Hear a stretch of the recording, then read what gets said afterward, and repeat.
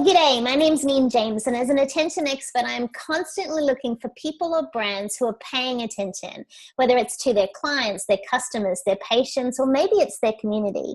Today, I am so honored to have with me the amazing Chris Brogan. Now, I know that you know his name as the CEO of Owner Media Group, but what you may not know is he provides strategy and skills for truly the modern business. He has a very candid sense of humor, he's a straight-talking guy, and he's also very sought after as not only a professional keynote speaker, but his books. He's made the New York Times best-selling list, 9 times. I'm not sure. He is famous for what he does. He's always writing another book. His latest book, Finding Your Writing Voice, is awesome. There's lots of things I admire about Chris. What I love, it's not just the way that he works and serves the people in his community, it's the way he shows up as a great human. And what he's been able to do is pay attention to trends, individuals, and corporations. Chris, it's so great to have you with us. Thanks for joining me. Thanks for having me on board, Neen.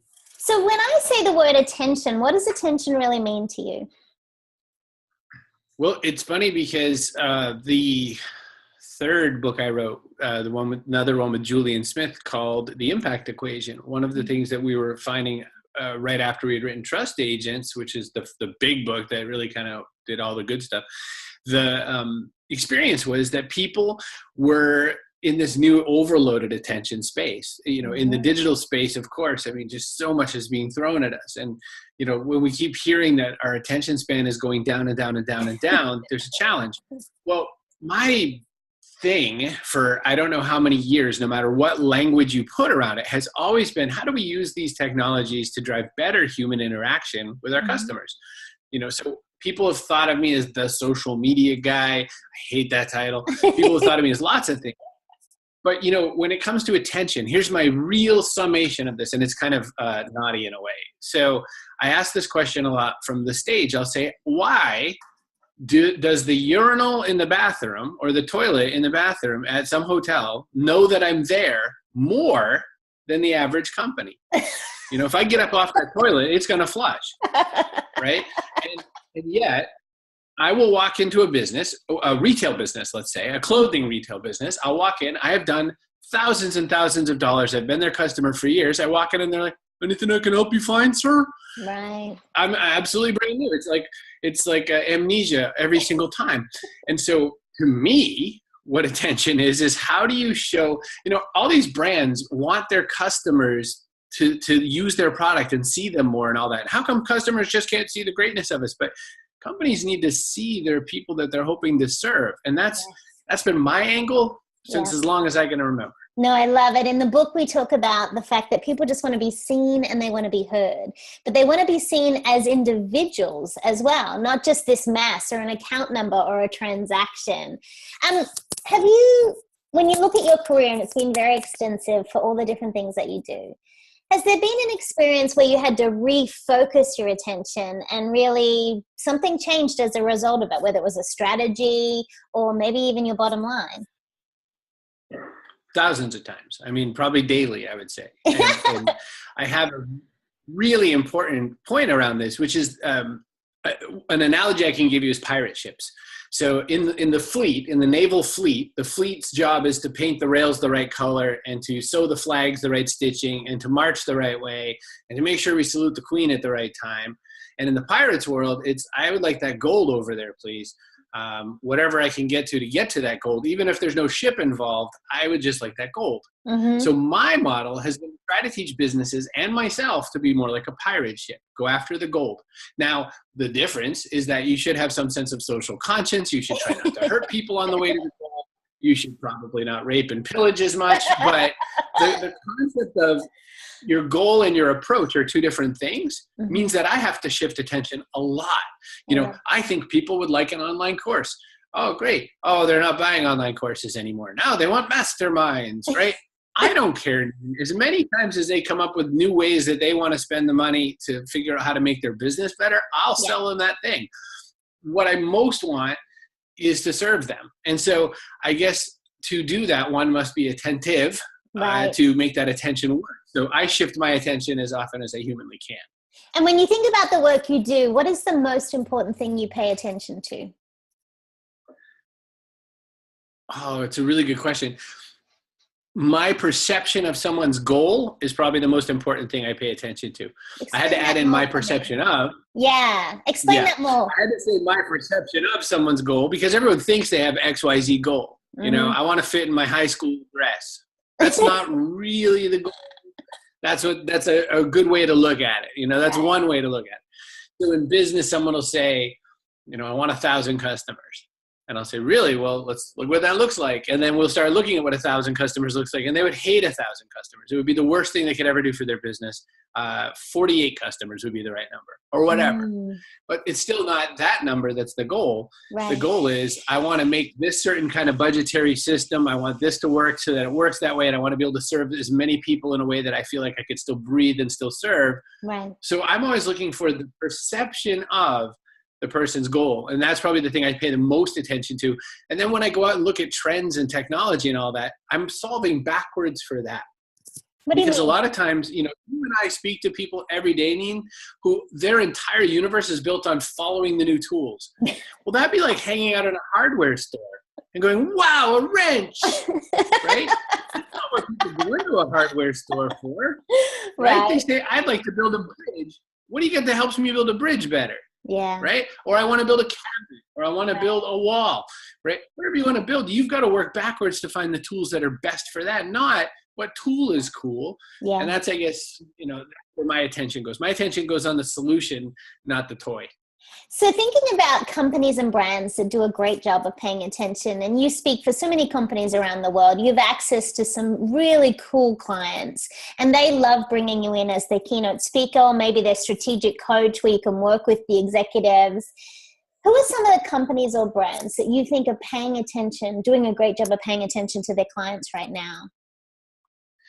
So I have two examples. One is an actual client, and I will disclose that. And the other is a company that I played their video game, and I have no relation to them. In fact, I gave them money. It's the opposite of a sponsorship. So the first, a company based here in America called Workfront, and Workfront provides tools to help knowledge workers do their job better. So they help with things like marketing project management. They handle proof approval processes for things in agencies and that sort of thing, and also in government agencies. And what I like is that they hired me to get involved in that specific process. Like, how do we make this better for knowledge workers? And I thought, this is my dream. This is my jam. This is the song I would like to play. And so Workfront has done a good job of that. And I don't say it because they paid me to work with them. I say it because that's who I'd love to work with. Right. The other is a company called BioWare, and they make video games. And the video games that they're most known for are called Mass Effect. And what I just recently learned, I've never played one in my life. I play video games though. So I was like, I'll try it. My friends are buying it. And I tried it and I was like, don't like it. There's a lot of things I don't like about it. The character models look a little like 10 years ago's artwork and that kind of a thing. Like, haven't we advanced more than this? And there's all these things. Well, they recently said this. They recently just announced, wow, we hear you. We're going to patch everything. We're going to fix the way the characters look. We looked at your tweets. We looked at the blog posts. We looked at your YouTube videos. We watched your detailed, they didn't say you must go to my site and fill out my form and complain in some official way. Right. They went searching for what people saw, what people were saying. They were like, oh man, people don't like this very much. I guess we'll fix it. Now you can have two feelings about this, Neen. You could say, well, you should have launched it better in the first place. True.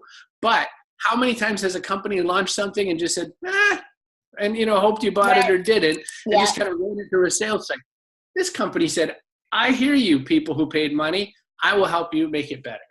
I love that they use social media to hear what was going on and then allow people to feel seen, that we see your tweets, we see your feedback.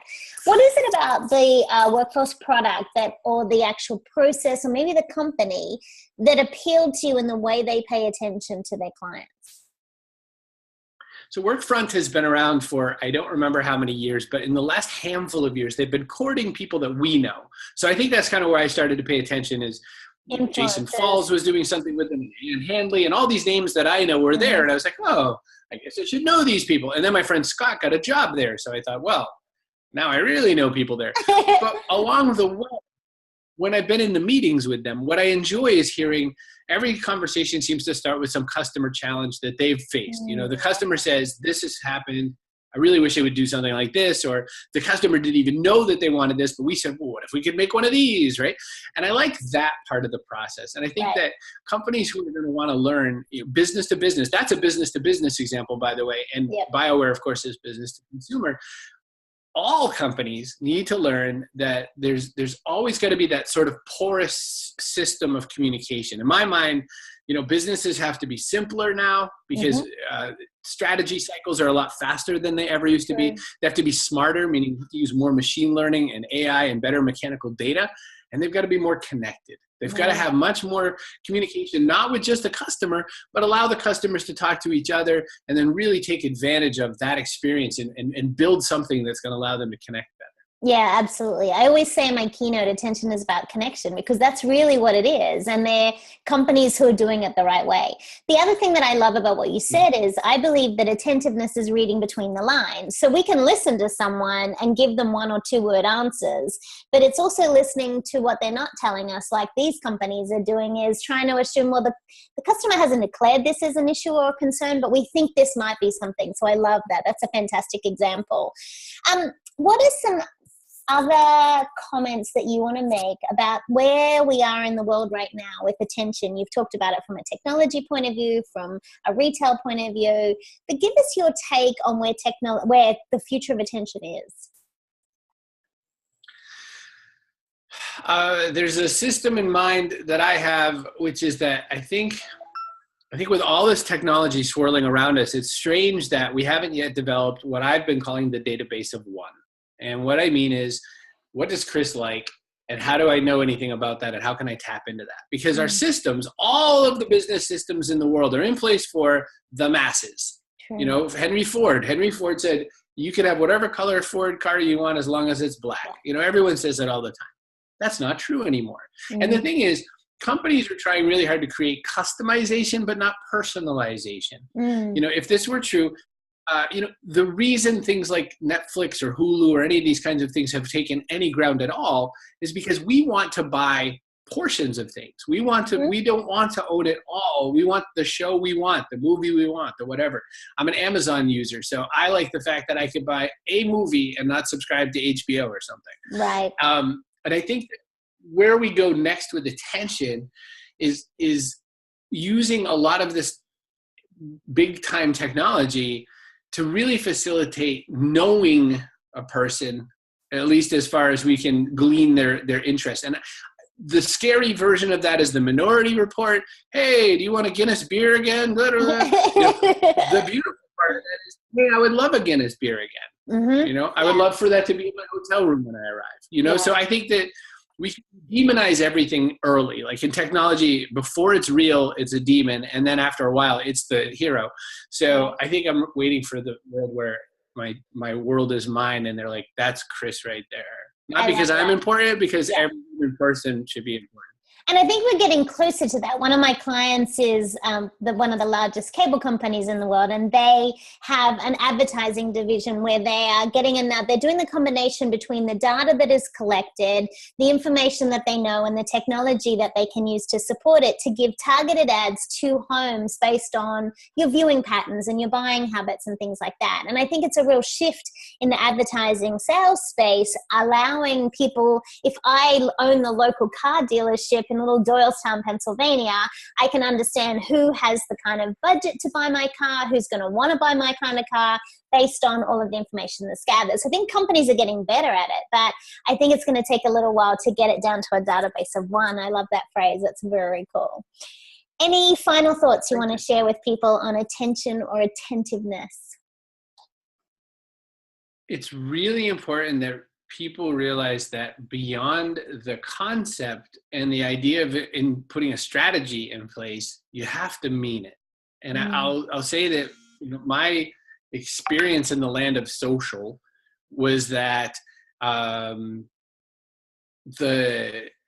early adopters were very into being very community minded. Nothing happened, right? Like no real business happened with the very first wave of social people. And then business people were like, there's something here, because guys like me were like, there's something here. And then what they brought to that were spreadsheets and forms and robots and all kinds of systems that tried to mimic human behavior. So I guess my very last, most important point is you have to mean it. Like you have to do this in a way that your whole company system stretches all the way from the CEO, all the way down to person answering the digital connection, that you mean it, you know, and you can technically outsource some of these things, but they must thread into the actual pulsing veins and blood of the organization. Otherwise, you're still not really paying attention. Having a dashboard and using a dashboard are two utterly different concepts. And then looking out the window to verify the dashboard is true is, you know, every car in the world now that has those little backup cameras on them says, for God's sake, don't trust this. Look out the window, right? Right. I say this about technology. That's true about technology. And that little backup camera makes us lazy because we look at the camera rather than actually turn our head. So, you know, for those of us who have that functionality in our car, we rely on it. And then when you jump into a rental car that doesn't have it, all of a sudden you've got to pay attention at such a more extreme way. Great example. It's been an absolute delight to jam with you today. Thank you for making time. I really appreciate you and everything you do in the world. Thanks for how you show up. Thanks for having me, Neen. Appreciate it.